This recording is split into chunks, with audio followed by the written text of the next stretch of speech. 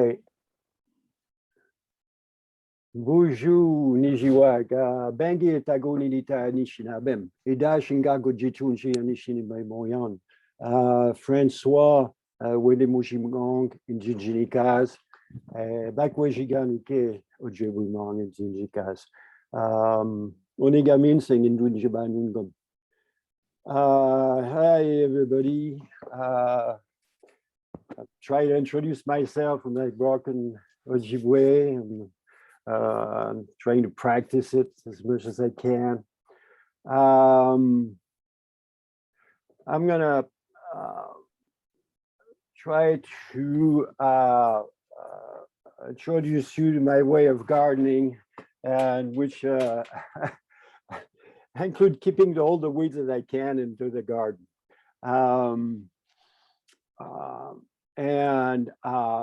My reason behind that is to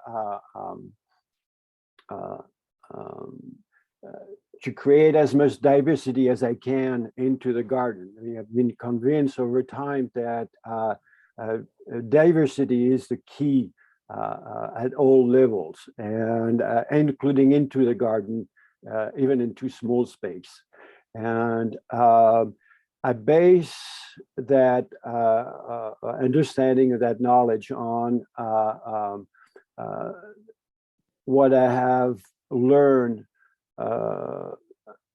about nutrition. And I'm going to give you a very quick idea of that.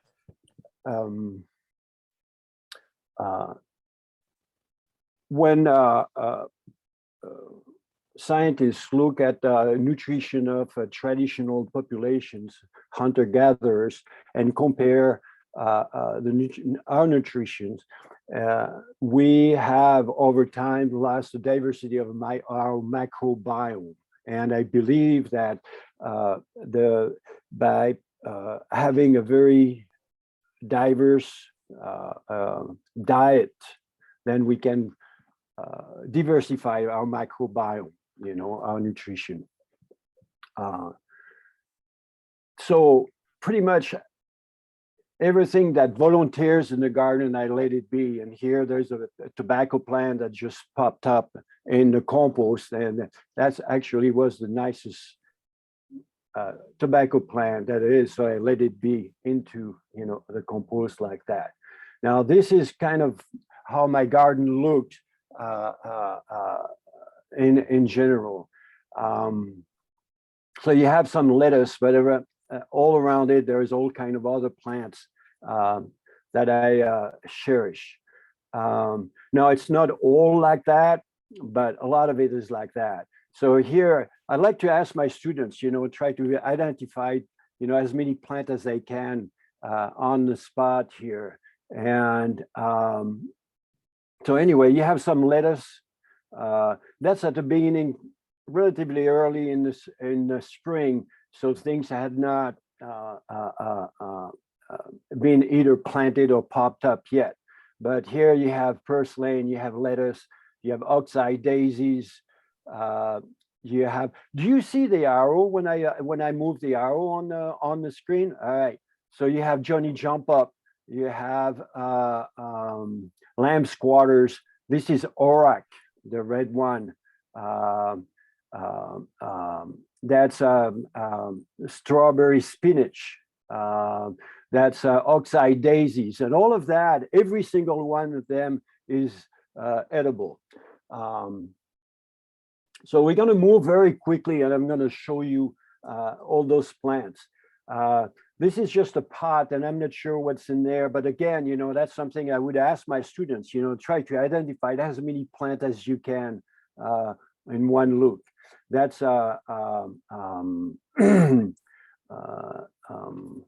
so you got deal, you got again different lamb squatters. That's black nightshade. I was looking for the word. All right, and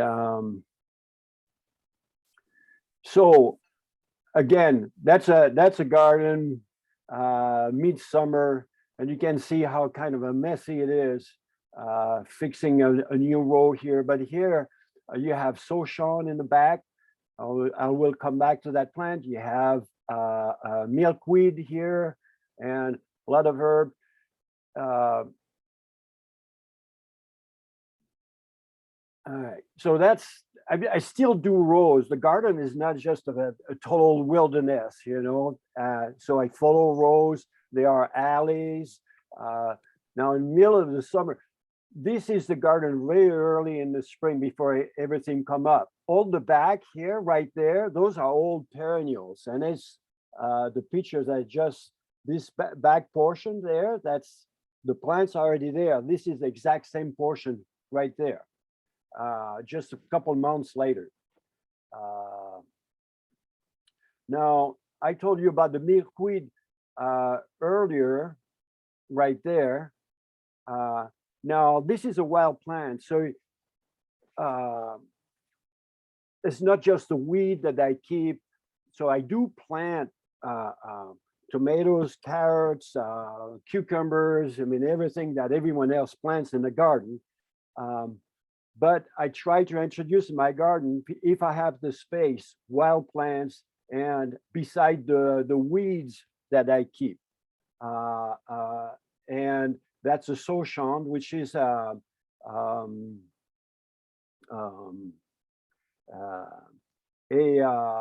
native plant from actually Minnesota, but a little farther south and mostly east of here, and which is considered by, I believe, the Cherokee Nation as one of their favorite food. And it's also used as a decorative plant. I really love that plant because it's not only it provides a really awesome, very tasty spinach type of leaf, but also it's one of the greatest pollinator attractant that I ever seen. I mean, it's literally when it's in bloom, like in that picture, it's covered with bees, bumblebees, and all kinds of insects. And again, as I say, you know, I brought some, I grow some milkweed. So that's milkweed when you harvest. Milkweed, and milkweed also attract a lot of pollinators and insects, the beneficial insects.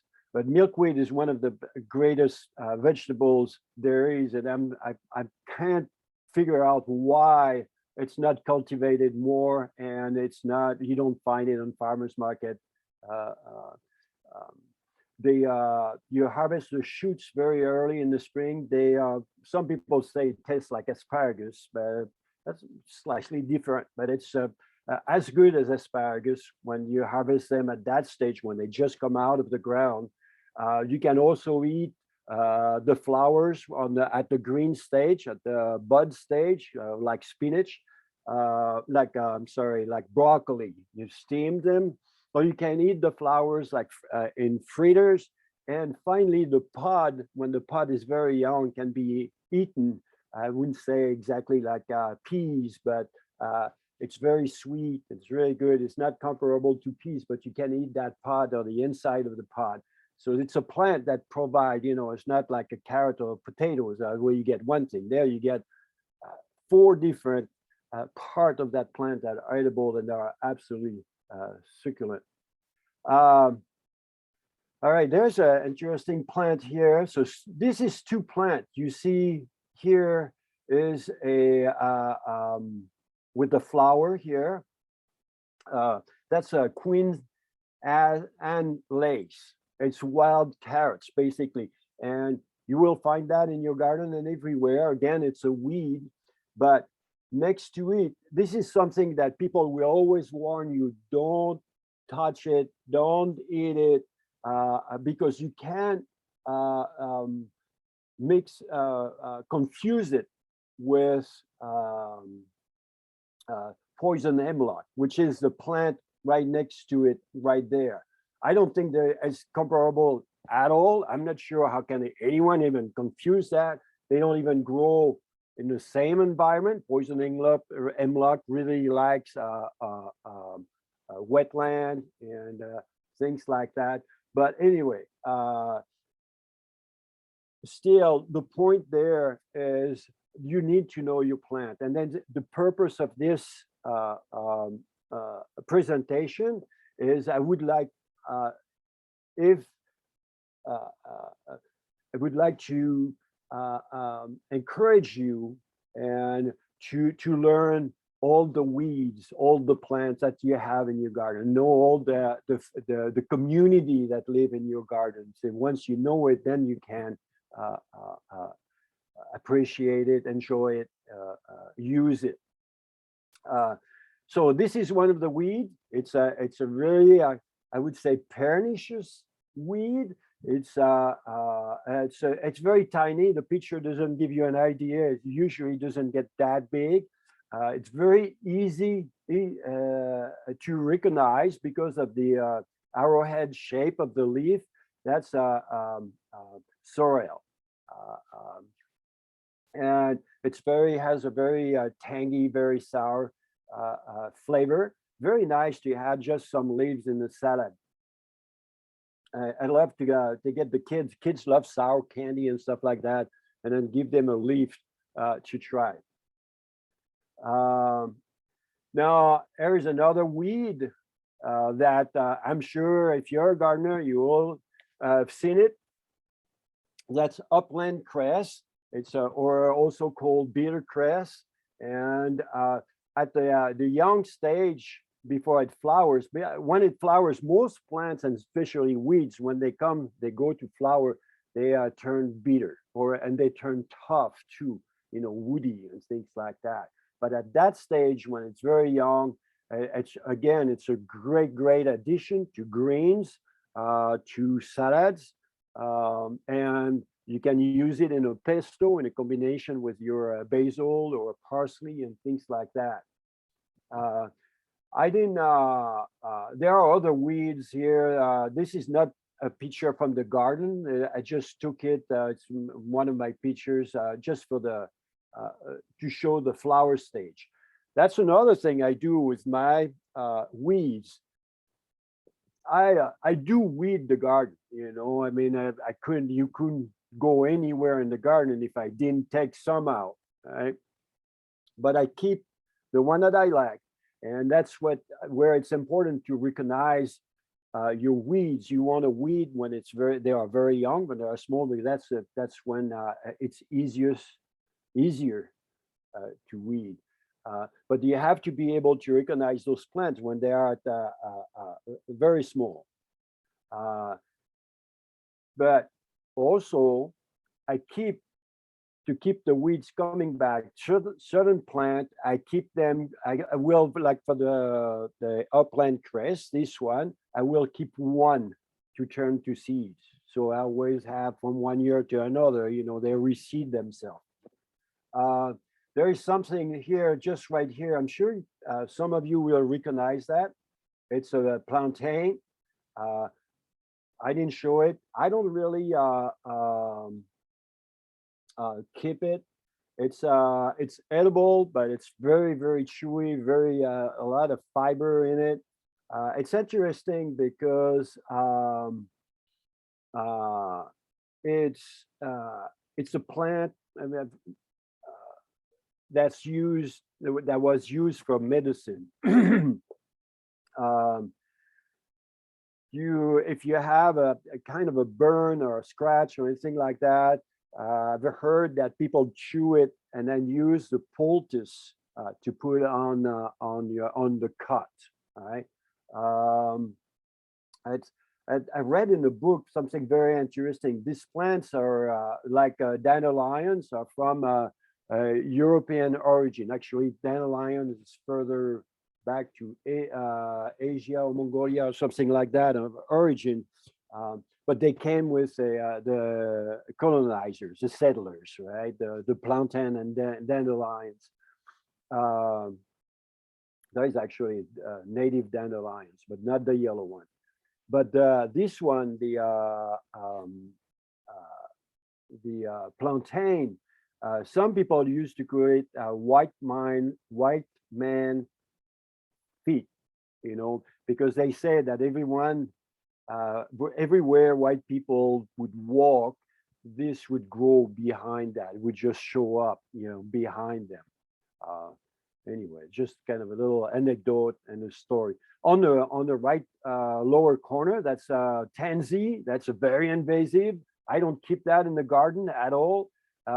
Also a very medicinal, very, very powerful. It's a plant that you can use, very fragrant, that you can use and dry, that repel insects, that you could put in the bag in your, if you want to repel moth in your wardrobe.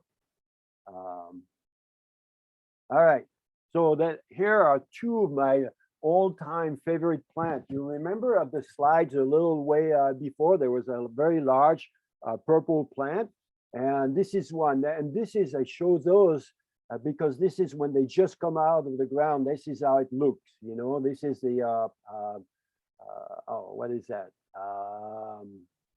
Caitlin, you can help me. Those are the two first leaves that come out, right? Anyway, but that's how they look when they come out of the ground. So this is an easy one to recognize. And this one is a lamb squatters, Chenopodium. Now those plants are related to quinoa.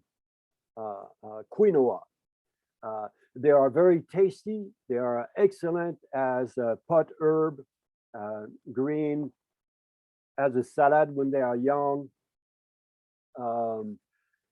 And I mentioned something about nutrition. So everything, maybe I'm sure you ever heard that. But anything that has the purple color, like in this case, a plant that have a compound called anthocyanine, and this compound is supposed to be really good, to fight cancer. It's an antioxidant, and it's very, very good for your nutrition and your food. So that's the same plant as this one here, the lamb squatters. And then again, that's a plant that I keep. I love it. It's gigantic. This one was over 6 feet tall. Now you could harvest, like for quinoa, you can harvest the seeds. They are very tiny, very small, but you can see that there's tons of seed heads. So you could get quite a bit of seeds. I don't. I just keep the plant just to reseed the garden, to have more weed in my garden, right? But that's what I do. So I keep one plants like that for reseeding. Here's another. Hey, Francois. plant. Yeah.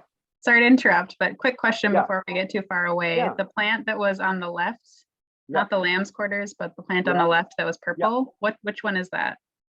That's Orach, O-R-A-C-H. I have seeds, and then I'll be very happy to share seeds.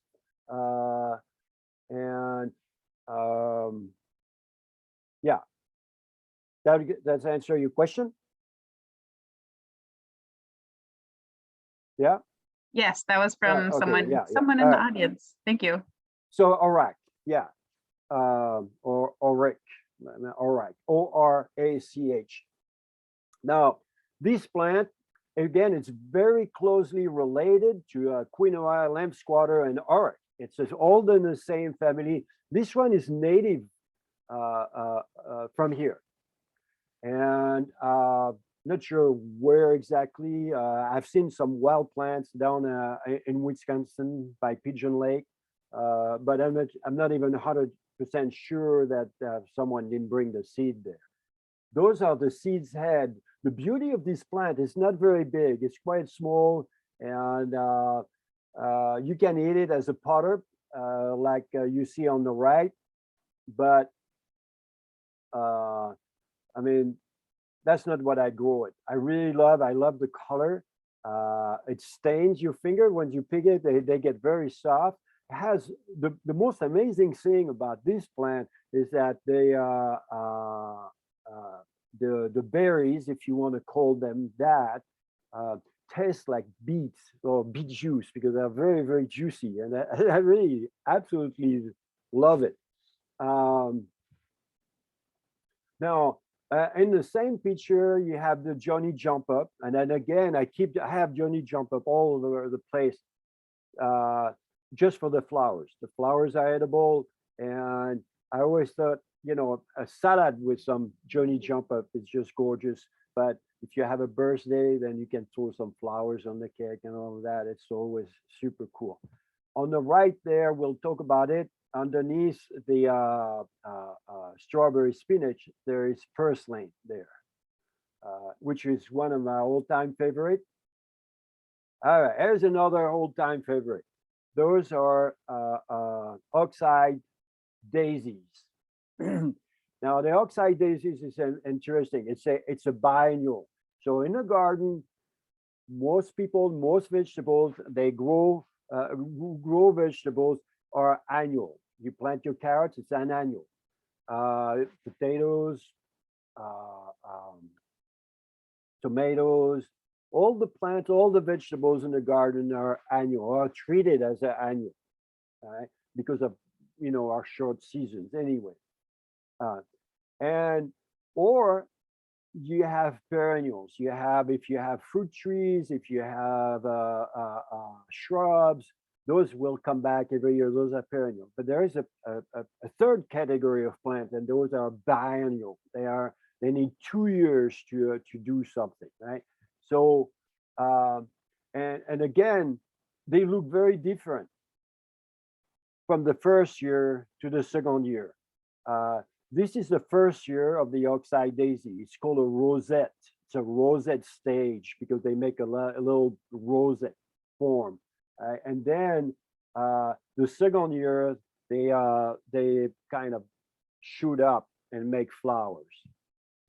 But by the way, carrots are biennials. Beets and all of those, you never get, you plant carrots, you never get carrot flowers. You would have to keep your carrots. If you wanted to save the seeds, you would have to figure out how to keep your carrots over winter to get the seed the next year. But anyway, those are, you just let them be, and they'll do. Now, the beauty and why I love this plant so much, it's the same family as chrysanthemum, by the way. And it's a family of Asteraceae, you know, sunflowers, which is also endemic. The sunflowers are born, they came in the American continents. That's why there is such a diversity in America of in the sunflower family, the Asteraceae.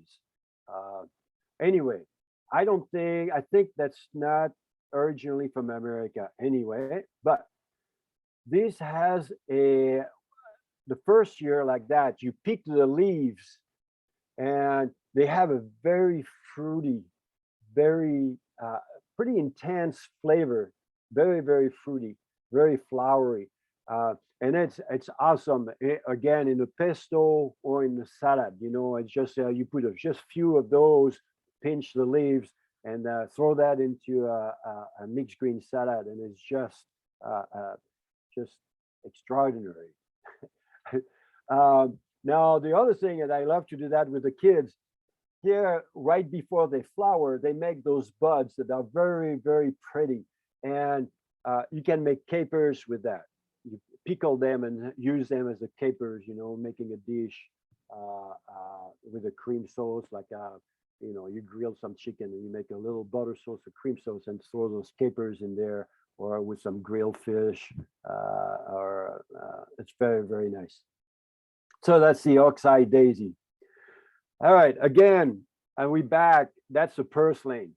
Purslane is very interesting nutrition-wise. It's one of the plants that has the highest amount of omega-3. And you know, omega-3 are supposed to be really, really good for you. And they are omega-3 is very hard to find in nature. You know, it's in fish, but seldom in plants. But this one is supposed to be loaded with omega-3. Now, there's things that I've read in some research paper that are very interesting. If you have corn, for example, corn has a very shallow roots, but the purslane on the opposite has very deep root underground, and so it does a number of things because of this growth habit where it covers the ground like this. It prevents evaporation. So if you have corn and the ground is covered with purslane and the thing, it's going to keep the moisture in the ground. But not only that, it's going to also, because of the deep root, they're going to bring water up and nutrients up and share that with the corn. You know, and that's I'm quoting a research paper that I read about the purslane doing that. You know, it's not something I would have figured out by myself. In Europe, and I mean, not in Europe, in Middle East, actually, in Lebanon and thing, they use the stem and they pickle the stem. The stem can get quite thick and succulent, fleshy. And then you use the tip. You cut the tip like on the left, and then you use that in salad. And it's a slightly tangy, little slightly sour. So again, it's really nice. It's crunchy too. So not only it adds flavor, but it also adds texture in your salads. I don't cook it because it's mucilaginous. I think that's the word. That means like okra. When you cook it, it's turned very kind of slimy. And some people do it, but that's really not my thing.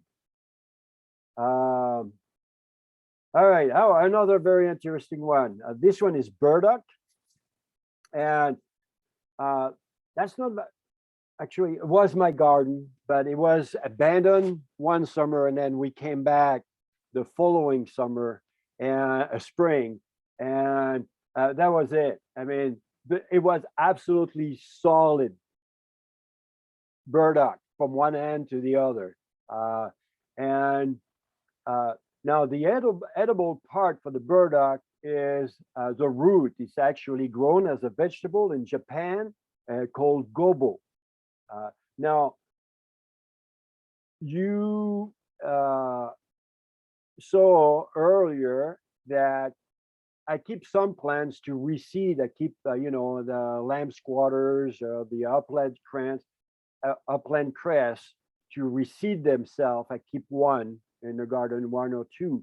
I would never do that with this one. And that's the seeds on the bottom. First, the seeds, you know, stick to your clothes and everywhere. But you see the result of letting plant going to seed thing. And then the problem with this plant too is that it's the root is very solid, very strong, very deep, and it's really difficult to take the whole thing. So you dig it, but you only take a part of the root, and then you'll still shoot up. So it's really, when it's established, it's very hard to get rid of it. It's a real headache.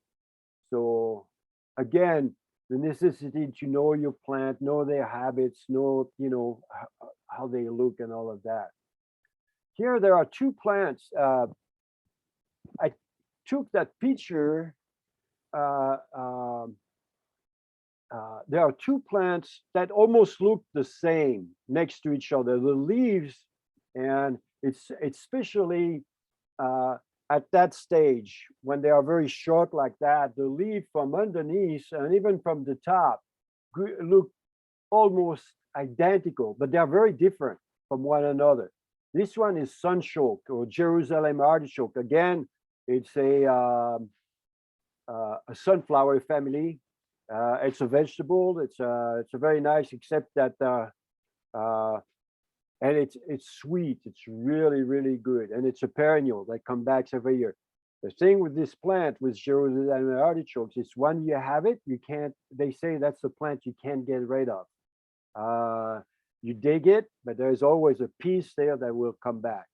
I have it in my garden. I'm trying to keep it contained as best as I can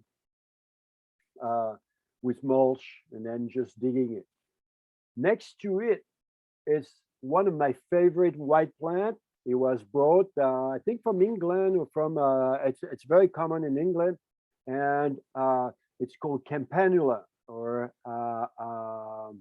bellflower. And it's a bellflower. I'm sure you've seen it. It's a creeping bellflower. That's the exact name. It's a weed, and when you have that in your garden, again, like the Jerusalem artichokes, it's very difficult to get rid of them because they have this very funny thing is that they have those roots, like the carrot-like root, the white root, and if you leave a piece of it, even a tiny little piece of the root like that, it will grow back. So again, difficult to, and worse than that, it's very funny that those roots, you see the top of the carrot stops here, and then there are very thin roots. It's actually like if you had a carrot, and then there's a thin root that goes, and then the plant. So you pull the plant, you pull the plant, but everything, and they look that there's roots there, but actually the taproot is below, way below.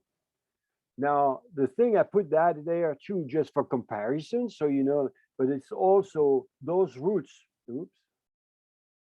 those roots are really succulent. I mean, those white roots there are really, really good. It was grown actually as a vegetable at one point, not anymore. All right, another root, another plant, another weed. Those are salsify. It's not a dandelion. It's really actually the seed head gets this big. I mean, really, really large, very pretty. And here there's some wine cap mushroom, and for some reason, sometimes they don't look like wine cap. They look like something else, but it's a wine cap. So that's the seed head of the salsify. The flower is a yellow flower that looks a little bit like a dandelion. Some people that don't know plants, they think they are some type of dandelion. They are not. And the plant itself really looks like grass when it comes up. So again, you want to know. Now, this one makes a very salsify. You can buy salsify in the store. And as far as I know, the wild salsify and the one that you buy in the store are the same. All right, it's not really a wild plant, but it grows in. It has escaped and grows like that. That's a salsify. That's the flower head like that. There's none of them blowing, but that's what it is. Right there, they're growing in the mound. I have my corn in a Three Sisters system, part of our corn with squash bean and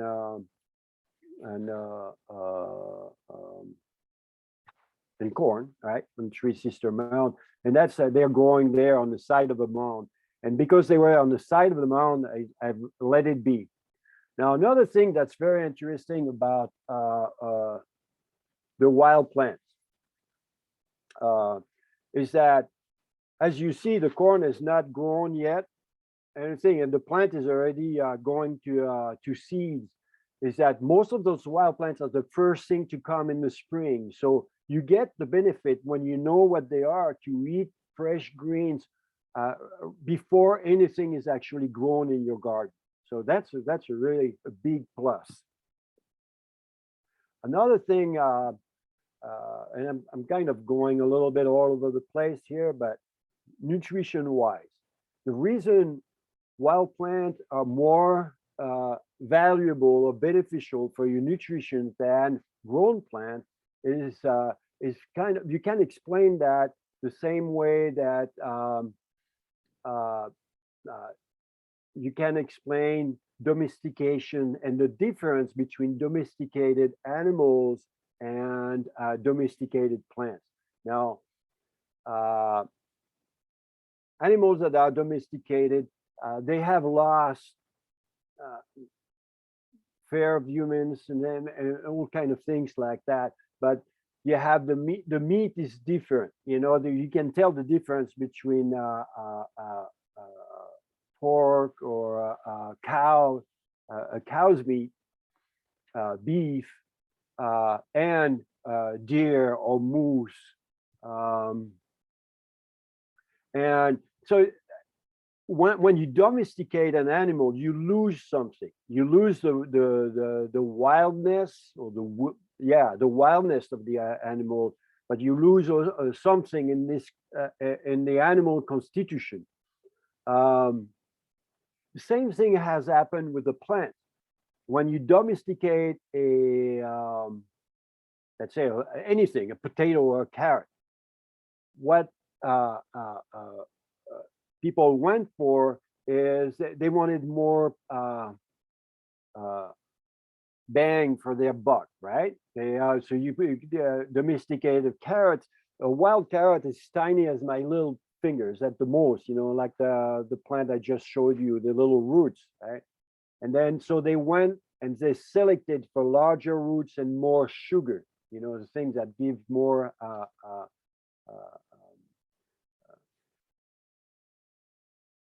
wild plants didn't have. So what the domesticated plants sacrifice actually is their defense against insects or against predation, against herbivory. So they lose the compounds because nothing is free. The plant can produce more sugar, things bigger, larger, and not give up something in exchange. So what they gave up is their defenses. That's why we have to cultivate them. Otherwise they would return to their wild state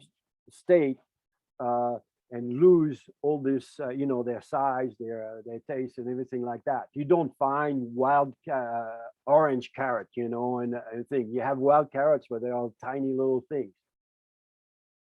So what you have in wild plants is a nutrition that you can't find in vegetables.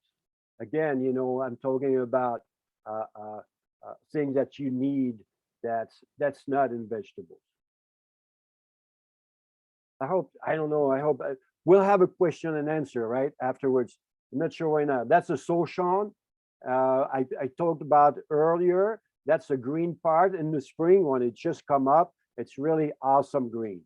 And that's used as a, favorite food by the Cherokee Nation and people from back east. They actually asked, they were removed to Oklahoma. They asked permission and they just got it a couple of years ago to go back to Georgia and the Appalachia to places where this thing grow wild so they could harvest it for a special feast and things like that. All right, another plant that I let go wild that's very important in your garden, and not so much for nutrition and flavor and things. This is deal. That's not even a wild plant on its own. Deal. Throw seeds, they'll come back every year. You let them seed. But this plant is one of the most amazing for beneficial insects. So here, it looks like a little dinosaur, but it's actually a ladybug larvae. And those things will eat its own weight of aphids per hour. No, I'm kind of exaggerating, but that's a ladybug. Ladybugs they leave. I mean, you see, if you have deal growing like a weed, and it's called deal weed, right? But it also feeds swallowtail butterflies. So, I mean, why not have that, as a weed in the alleys and everywhere? You want to have that kind of stuff in your garden. Dandelion, of course, we had to talk about dandelions, dandelion wine or dandelion greens. But actually, the greatest part is the roots. The root, and I harvest them. And it's funny. I go to the next garden and people are digging their weed. I say, "Hey, give me the root. Give me your dandelion roots."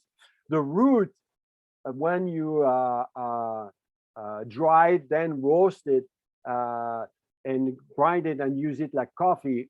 Coffee tastes like chocolate. It actually tastes like cocoa, really, and it smells and tastes like cocoa, and it's really amazing.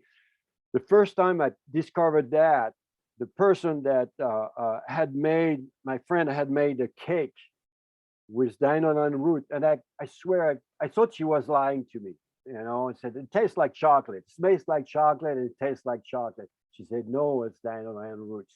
And I swear that's the way it is. So anyway, and again, I'm sorry. The nutrition value of dandelion root is supposed to be off the chart. So that's all right. Another interesting weed. Anyone recognize that one? No. All right. So this one it's a problem. It's all over in Duluth. I've seen it in the garden. It showed up. I might have brought that myself on my shoes. That's how those things, the seeds. You bring shoes. If you see that in your garden, you want to dig it.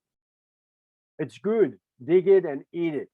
But this I wouldn't keep. That's one I want. This is garlic mustard. And now it's very interesting. Again, here it's not a biennial, but it's a plant that looks fairly different. The leaves are round like that when they just come out of the ground, and then it shoots and the leaf go pointy. So it still resemble it, but they lose their roundness. So actually the plant, when it's really tall and blooming, look different from the baby plant, if you want. Great for pesto or garlic butter. Really, really good, really strong, very nice. Not as hot as it has a garlic flavor without the hotness of the garlic. Really good, but recognize it, get rid of it. Because the problem with that, and I've not seen it much here, but you go down the cities, there are forests that are covered. The undergrowth of the forest is covered with garlic mustard and nothing else. All the endemic plants are gone, so you don't want that. All right, Johnny jump up or pansies. Again, you see there is nothing. That's the Sochon right here when it just come up. And those guys are already flowering. Those flowers are already there. It's still, but I bet in a week or two, those are going to be in the garden. And I can already put that on the cake or play with it or do whatever. Very interestingly, those one taste very mildly, but they taste like wintergreen. Really, really cool. I love, again, when I bring the kids out in the garden, I like to say, I eat a flower, If you can make a kid eat a flower, that's just really cool. It's the coolest thing in the world. Where is my arrow? All right, here. Okay. All right, another plant that I keep that's native from here, that's Anishinaabe. That's an herb, and it's one of the best pollinator attractant there is. So the leaves have a very nice anise flavor. I love, one of my favorite thing is to use the leaf, do a poaching of fish fillet. So you put it in parchment paper or aluminum foil. You put your fillet on the bottom. You put a little butter, like a tablespoon of butter, a little liquid if you want, a tiny bit, and then you put the leaves in there, few leaves, and then you seal that, and then you bake your fish, and then infuse. It gives a very mild anise flavor that's just awesome with a fish fillet. Makes great tea also, or mixed with other tea as the flavor. All right, another thing.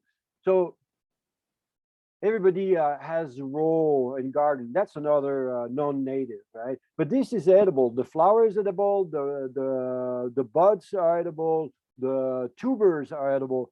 And why not have it at the end? You do a row of potatoes, a row of potatoes, but a row of your potatoes, you can have it at the end of the row, just one plant there, and you have it. And you have color. You have something beautiful.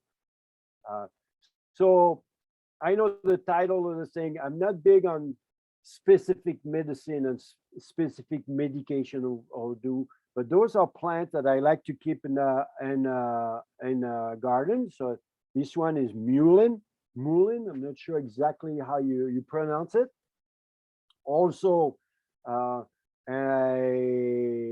import from Europe again. It's also called, some people call lungwort, and supposed to be a good treatment if you have a cold or something like that. Has been used traditionally up here to drying the leaves when they are young like that as a substitute for tobacco, for smoking. On the right here, this is yarrow. We have had a friend that worked with us at the Ojibwe School of the Natural Resources, Shannon Judd, that she made vinegar infused with yarrow. Very good, very nice, very good. Again, it's a medicinal. There's nothing. It's not very palatable like that. And I'm not sure what it is for. Next to it, where's my arrow here? This plant here, that's curly dock. And the leaves are edible. I don't, they are tough. They're a little bitter. Not really my thing. I don't really eat them. So, but here is one of my favorite plants. So that's a wild plant, but that's something I'm going to try to adopt. So if you have a garden, or if you have a house, I would try to get it to grow it, but it grows everywhere. That's fireweed. It makes an excellent fermented tea, like black tea or pure. I just put it because it's really my favorite. The tea is just awesome. And that's not the subject today, but someday if anyone is interested, I'll explain how to make that tea. So this is a selection at the end of the season. I harvest everything I can, but here you have lamb squatters. This is the yarrow that we just saw. This is bergamot, bee balm. Again, that's a native. You see it in the ditch, but I have that in the garden, and it's a precious. This is really, really big attractant to bees, and it's called bee balm, I guess, for some good reason. And it has a very nice oregano flavor. So again, you can use it, as a herb for flavoring in pizzas or tomato sauces and things like that. This one is not catnip, it's cat mint. And again, I have some very big bushes that come back every year. Again, bees absolutely go crazy for that. And this one, the cat mint, I have cat nip also, but the cat mint doesn't spread. It's just a big bush. So no problem with, weeding. So here is another wild plant and I grow. Those I harvested. I found out last year, Melanie Stolbein, one of the teacher at the Ojibwe school, said, no, we have wild onions back there. I didn't know. And there's a nice little patch. And I harvested some. Because for the kids, I wanted to show them how it was on the ground. But for a few years now, I don't harvest wild onion. I only harvest the tops, the greens, because the bottom part there, that's so small, takes up to 12 years to get that size. And digging them, and back east, they dug everything out to the point that now it's illegal to even go dig it up. And they had wild onion festivals and all of that, and they just eradicated them in places. But anyway, now this, I harvested the bottom part to show the kids, but then I planted them back in the garden. So that's something you can have in your garden too. Adding wild plant and having the benefit of the wild plant for the nutrition. All right. Another Hey, thing I Francois. haven't. Yeah. Are we Sorry to interrupt time-wise? again. I know Yep. we're getting close to the end, so I just wanted Yep. to ask the quick questions. Sure. And then if you want to finish your presentation, but I wanted Yeah. to get the questions in case folks Yeah. have to leave. So really quick ones. Are Mm-hmm. pansies the same as Johnny jump ups? What's that? Are pansies the same as Johnny jump ups? They're very, very close related. They not, they cousins. They're not, they're very close related. They have the flower shape, but they have different size. It's yeah. So here, that's another thing I have introduced in our garden. I use a lot of mulch. Mulch, it's kind of a double-edged sword. It's good to prevent weeds and things like that, to hold moisture and all of that. But then it also sucks up nitrogen from your soil while it decomposes. But I've introduced with the mulch wine cap mushrooms. So then I can harvest mushrooms, another something very nutritional, very nutritious plant for your garden. It's not a plant, but anyway, mushroom. I'm going to go. That's a black nightshade. Very good for the. I'm sorry. Evening primrose. That's a grown plant. Very good root, like a carrot-like. This is a biennial that you have to harvest it when it's at the rosette stage like that. Now the seeds too are supposed to be, I harvest them. It makes tons and tons and tons of seeds. I harvest every year, I harvest bags of it. Very good. I add that to cereals, very good for, I have for arthritis, inflammation. They sell evening primrose oil in food co-op and things like that. So that's what it is. This is black nightshade. I've just that. I was harvesting seeds here, but the black nightshade is one of the weeds that I keep. And we're almost done here. And that's what I do in the summer. That's my lunch. I bring, this is black rice and then some beans and corn, stuff like that. And then I go in the garden and I pick everything like flour. That's a nasturtium. That's the auric. And I throw all of that and mix everything. That's with a little vinaigrette like that. So that's, that's all that's leftover. Black rice, green lentils, French lentils, by the way, an old tuna steak. And then I add the greens like that with them. And then I mix everything. Like those are the greens. I chop everything, and that's how it looks afterwards. But that's, again, that's a green, that's a Sochon, nasturtium flowers. Chop everything there, and then that's it on the right here. What else? Okay, good. All right, so all that diversity is to brings every type of diversity in your garden. You don't want anything sterile. For me, there's nothing like coming across a gardener's stick, or this one, or orange belly something anyway, or a toad. So anyway, that's it. That's the last feature here. To finish. I hope it don't spook anyone with that, but that's the idea of diversity and diversity in the garden, and try to bring that, and then get healthy with it.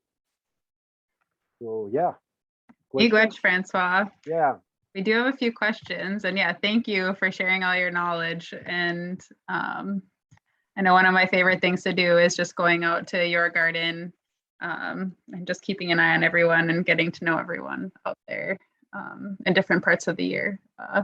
Okay, so questions while we're at the end here. So I know someone was wondering about the curly dock, about making flour out of the seeds. Have you heard of that? Yeah. Yeah. There is I've not done it yet. It does, curly dock produce a huge amount of seeds, which is really cool. But then they come in a husk that sticks to the seeds. And I think you would have to burn it or roast it some way to get it off. But yeah, you can use the seeds. The curly dock would be a very good seed because the seed is quite large actually. Yep. Awesome. Some experimenting that needs to happen at the cannery. And then I think it was Deb who was wondering about the difference between cat mint and catnip. Okay, it's the same difference, more or less, that you have between Johnny Jump Up and Pansies. They're very close related. It's interesting because it's a very fragrant plant, and the fragrance is completely different. I really love the cat mint fragrance, whether the cat nip doesn't really. I mean, it's cats love it, but I wouldn't make tea out of it. You know, it's not very pleasing. But I love the cat mint. All right, and I think this one we've talked about in the garden, Francois, before, but I know someone was curious about you eating black nightshade berries. That's what you said, right? That's a good one. All right. So the black nightshade, it's an interesting story. And well, there is the nightshade thing, but everybody eats nightshade, right? It's tomatoes, peppers, potatoes, they all nightshade, right? Now, they all have maybe there's a poison that's associated, especially with potatoes, called solanin. But you know, you'd have to eat like the potato skin when they are green, and you would have to eat a lot of it to really get poison, right? But they still say if the potato is green, don't peel the green off, don't eat it. You know, it might give you a stomach upset or something. Interestingly, aside, so tomatoes, they are a nightshade, and people say, oh, don't eat the leaves. Well, in Italy, they use, you know, you trim your tomatoes, you prune them. They use those leaves to flavor tomato sauce. You just tie it with a little twine, throw it in your sauce. When it's done, you throw it out, and then they give you a tomato sauce that's a power 100 in flavor. Right? No poison in tomato leaves. Black nightshade. Black nightshade. There is a plant in Europe that has come here since called belladonna atropa. You know, and belladonna atropa is a nightshade, but it has berries that are black berries, like the black nightshade, that are larger, and it looks, the whole plant looked very different. But when people came here, the first people that look at the plant, they kind of mix the two plants together. So, and but they, again, you know, it's like I was showing the wild carrots and then the poison hemlock. When you know the difference, you don't make the mistake, right? The black nightshade, so it is a mistaken, it's a identity. The fruit is edible and the leaves are edible. It's actually one of the most eaten green. I don't really care for it. It has a slightly bitter flavor, but in Southeast Asia, India, and Africa, they eat the greens. The kids play with the berries, because the berries, you have to harvest huge amount of it. It has a lot of seeds to make a jam. It makes actually excellent, beautiful black ketchup, because they have a tomato flavor on top of it. So it's really awesome for that. But other than that, anyway, so black nightshade, not poison at all. They recommend not to eat, again, the green berries, but even that, you know, I don't believe that anything. And I have eaten it, and but it's funny because it's in so much into the popular lore that I used to work at the Duluth Grill in Duluth as a urban farmer, and then I had that all over the place. It was in the I love that plant, and people would just come and grab me and say, "Oh my God, I can't believe you have that! You're going to kill someone here." People would get really upset. Actually, I think that I was, you know, like a criminal for having that over there. But yeah, again, it's a total mistake. But Mhm. this goes to say how much we don't know about plant. I think that botany should be something that's taught, like language and math and things like that very early when you're very young. We should know, because what we don't know, we don't care. We don't treat it, right. We destroy it because we don't know. Anyway, Yeah. Well, and yeah, that's, I think milkweed is one of those too, where there's the misconception that you yeah, can't yeah, hit. yeah, Yeah. absolutely. And that's part of that disconnection. Mhm. Yeah, and that's interesting. The confusion is with dog bane. Dog bane, when it comes out of the ground, it's a lot thinner, but it looks like exactly like a milkweed. And if there's anything Mhm. bitter in the world, it's dog bane, super bitter. And people say, "Oh, milkweed is super bitter." It's not at all. Not. Yeah. Well, Yeah. that's where you've been emphasizing to know the Hmm. plants, get to know the Hmm. plants. Yeah. And like when I had my little niece Lena out in your garden, I'm like, a lot of these things are edible, but don't just go eating everything. Like talk Yeah. to me Hmm. first. Like you have to know Hmm. the plant. Last question, Francois. So someone was curious about ending on the snakes and the toads. So are they good for the garden?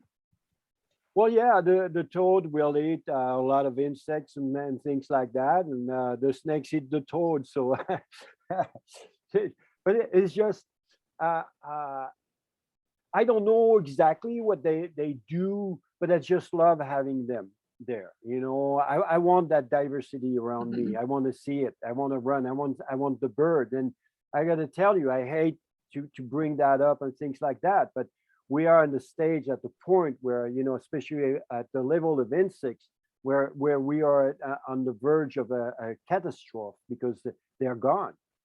If anyone remember 20 years ago, you would go in June or July, you go down the cities, you had to stop midway to wash your windshield. That doesn't happen anymore. They're gone. And they are the base of everything. I know they're bugging us, insect, mosquitoes, anything like that, but everything rely on them. The whole environment need them, and without them, we're in a very bad shape, big trouble. So I do want those bugs, those insects, and it's only when you have the diversity that you can have a balance. You're not going to be invaded by a bad bug, one bug that's going to destroy everything. So anyway, Yeah.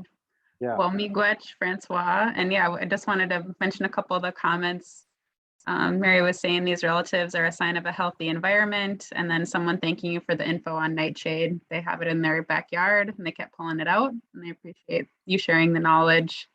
And then Beth saying it's always such a pleasure to learn from you, Francois. So I just wanted to make sure you saw the chat. So yeah, Miigwech, Francois. I know we're a little past time, so thanks everyone.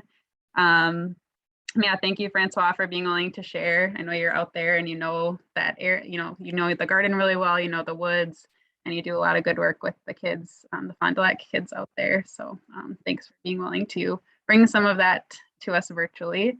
Anything else you want to add?